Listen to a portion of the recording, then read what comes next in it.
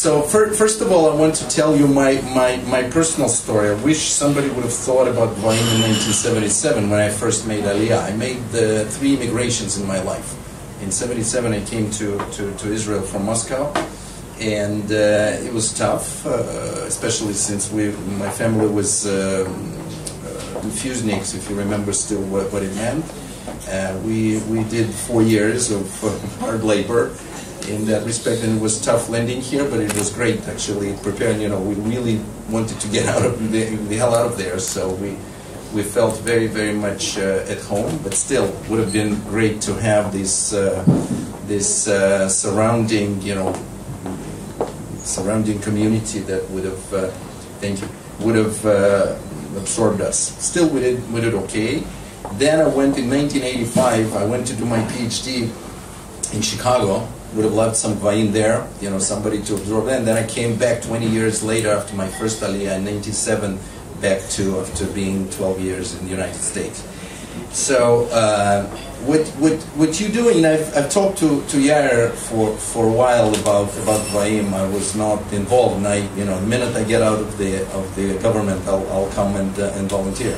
But I just don't have any time to it would be not useful to volunteer now. I won't appear. But the thing is that what I love about it is that, and this was evident from the 2 people, Michael, and I didn't catch the name of the lady that spoke before him, that you help people.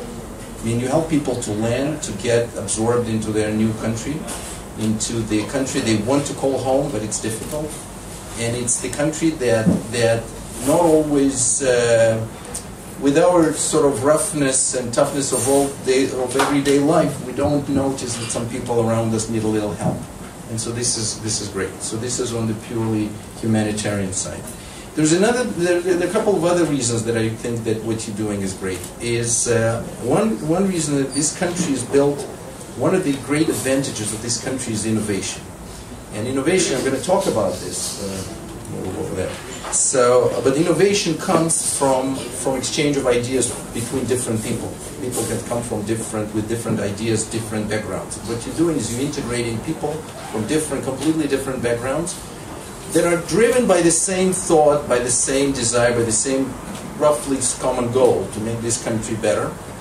And they bring a lot of additional points of view into our soup of cultures and backgrounds, and this is great.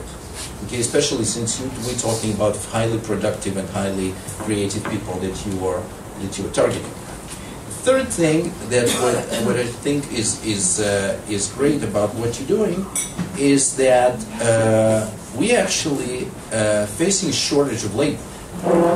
There is a competition for resources in the world, and the competition is driven by the fact that more and more people are coming into the middle class. And when people come into middle class, they want to do what people in middle class do. They want better housing, better clothing, better food, better cars, better appliances. All that requires resources, so we compete for resources. But since there's shortage of various resources, you have to be more innovative to create these resources to create these products out of shrinking resources, and that requires innovation. That requires skilled labor. Skilled labor is the most scarce resource around the world, and so what we are facing is actually competition for our most productive citizens. Okay, in last year I gave a strategic. Yair, you were there. In the government strategic outlook on the economic side. This was the first time that it ever happened in 65 years. I'm going to give not this Sunday, but next Sunday, another one.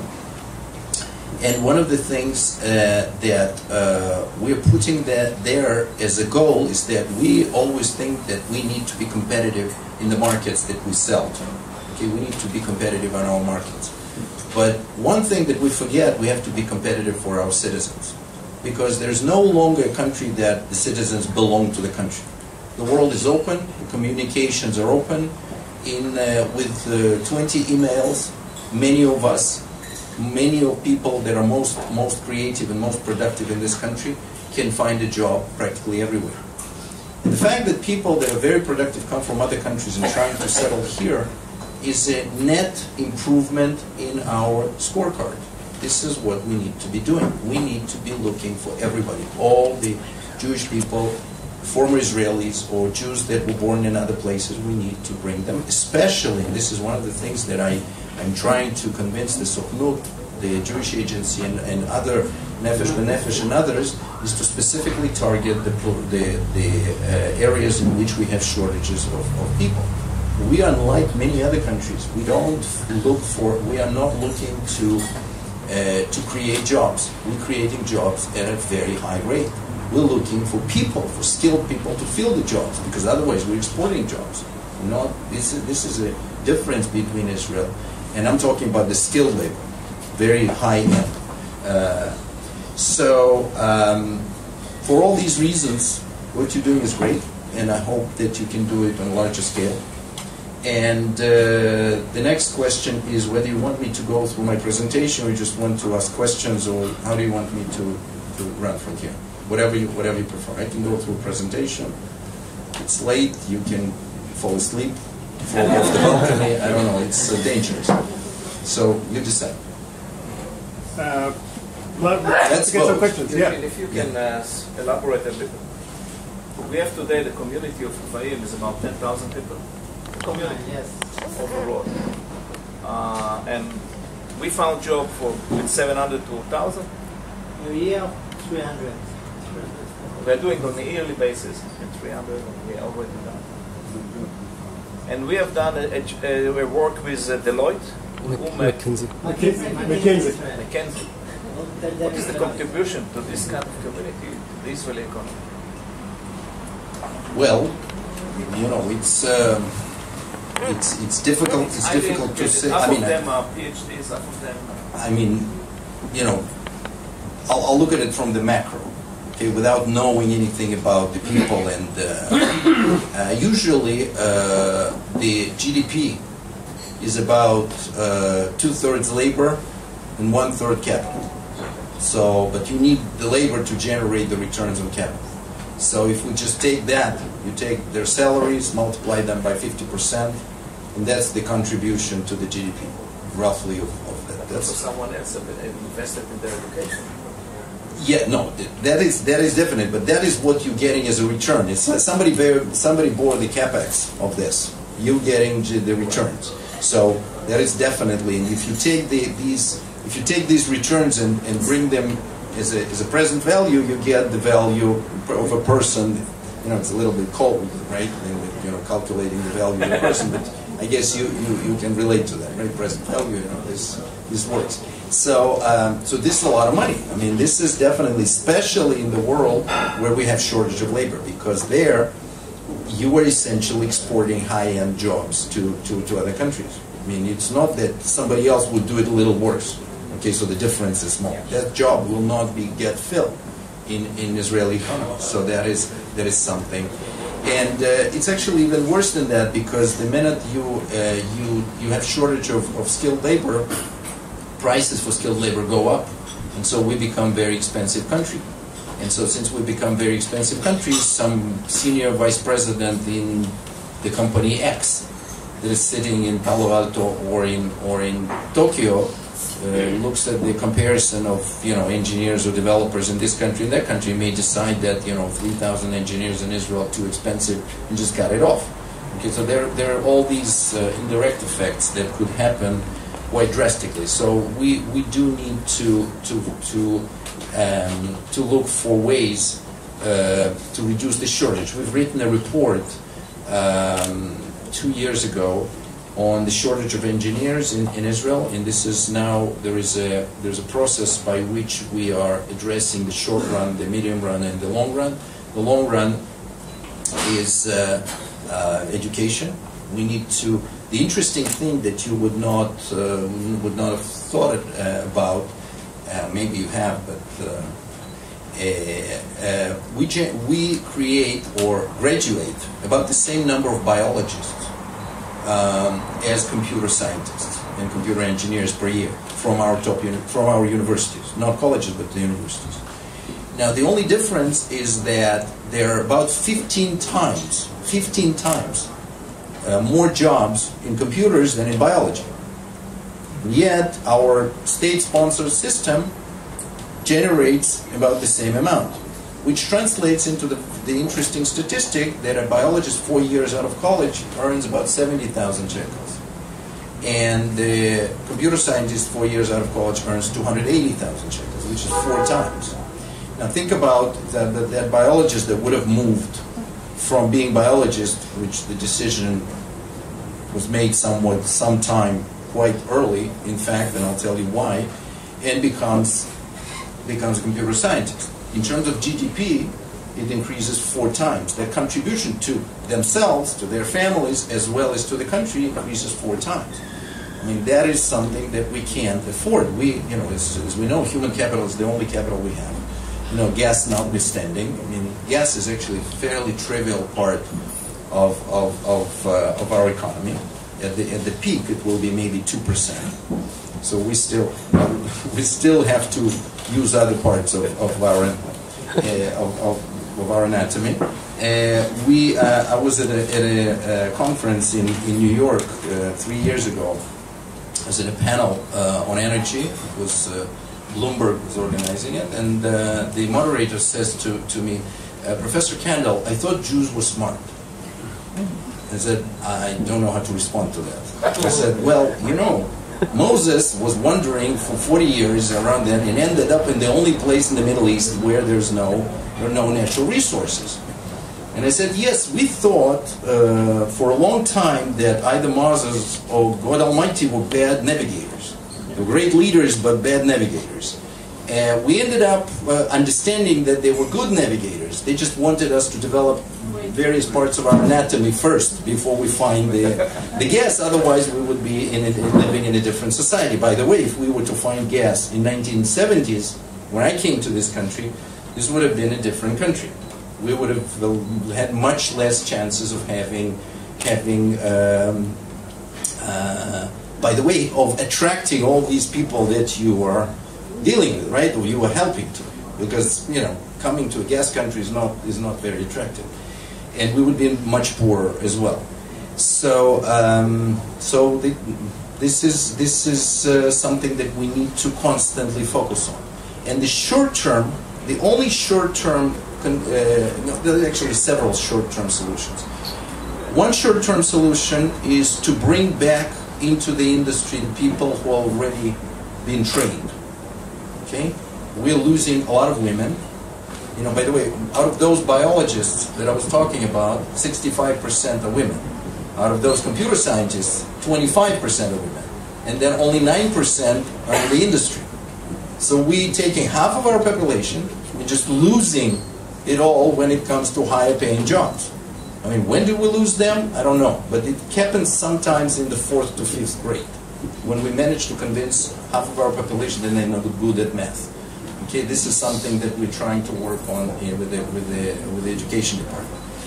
In the short run, we're trying to bring all the women that have been trained in these areas to come back to work. This is difficult, but, you know, better daycare, better, you know, reasonable. By the way, those of you in high-tech industry, you need to start working normal hours so women can work in that industry as well. And the second thing, there is a big Arab community which is trained and yet not working. We're not integrating. The Haredi community is a little bit more difficult because they're not yet trained, and it's very expensive to train them, but we're still going to train them. And then there is immigration. Okay. So we need to bring back the Israelis that are outside because we can provide them with jobs. It just requires exactly what you are doing. So we have been setting up some kind of registry of people and jobs and trying to match them. The Ministry of Economy, the Chief Scientist's Office is doing some of that. So if you're interested, you can connect to that. And of course, they require some kind of landing pad, and this is where not only the Israelis, but also, of course, the Jews that want to come here, and this is where you come in. That's why it's a long way to explain why I think what you're doing is good.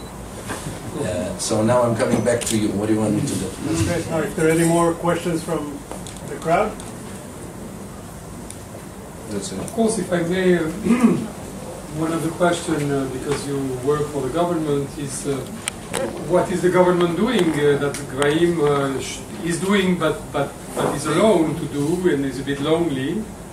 When you know the present value that these guys that presented today, the two persons that presented, can bring to the country for the next 50 years, because of course it's huge.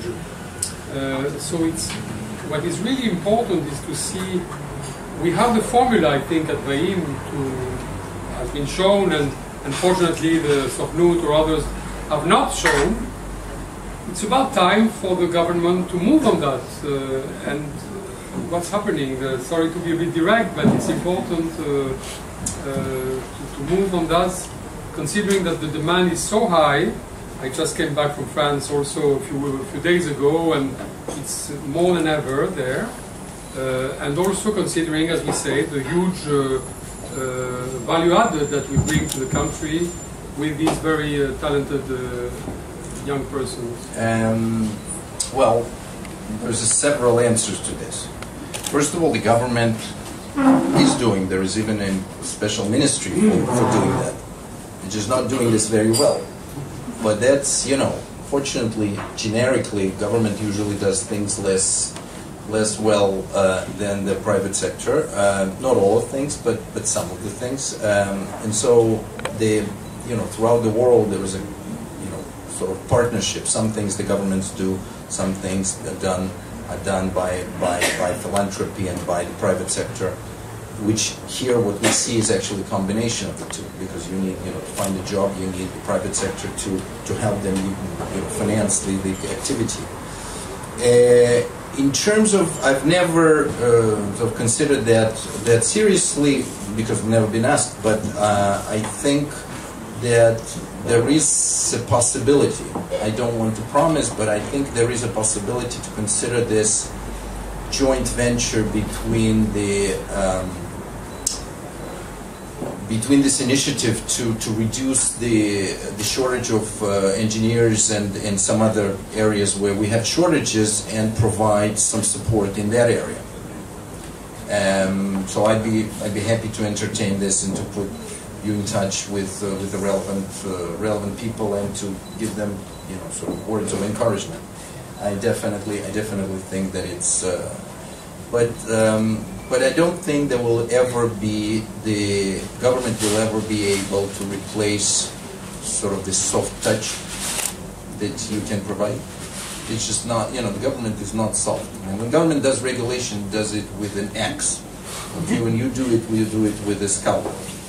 Okay, that's the comparison, so that's unfortunate, because we have legal departments, we have all kinds of rules, and everybody's suspicious of each other and of us in general. So it's not the greatest situation to be, but unfortunately I don't think there is any government that knows how to do it with soft touch. So I think we need you there for a long time. Well, maybe there is an improvement in the relationship with the government. There is an improvement. The last year or so, there is an improvement. It took a while, but there is an improvement. Because the general director of the ministry came from the private sector. So we find immediately a common language with them. Which ministry? Oded Foreign. Ah, okay. Misrad HaKlita. Yep. Definitely. So what do I do? Thank you. Thank you. That's it? Well, yeah, you definitely don't want me to sing. That will be the end of the evening. You join us for dessert. If you want to keep people around, you don't want me to sing. That's it. Thank you. Thank you.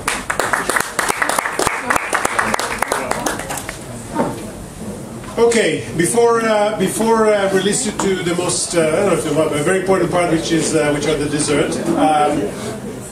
Couple of more things to just kind of round up the thing. One is a couple of questions that kind of goes from the crowd and I want to answer. One is, people ask me, so okay, Olim, but what about returning Israelis? Isn't this kind of the same, some of the same challenges? And I say, absolutely. I mean, many of us actually here in the crowd came back from at least some of my friends came here back to Israel after 10, 12, 15 years, and are facing some of the same issues that Olim face when, kind of get integrated into the workforce. So I think one of the next challenges for Gvahim is indeed to start addressing that opportunity as well. And the other question that I kind of got from okay, so indeed the state of Israel has all these programs for new Olim, so how exactly Gvahim fits into that? And I just want to make it very clear. I mean, yes, there are government programs, but they are missing on two things. One, you'll be surprised how many Olim come to Israel not through the system. It's not a typical case of a family that knocks on the consulate, the Israeli consulate, say, hey, I want to make Aliyah, and I go to the... some of the people, the Gvahim people that I met, kind of happened to come to Israel for 6 months, try it out, come with the family to visit. They fall in love with the country and they want to make Aliyah, and they're kind of like, okay, what do I do next? Kind of a thing. And even with the Olim that come through the system, the state of Israel does a great job of getting them here, but once they're here, getting them integrated into the workforce, especially if they're highly skilled, they had a great job before, that's where they fall short, and that's where Gvahim is coming into play. So that's kind of where our opportunity is to help.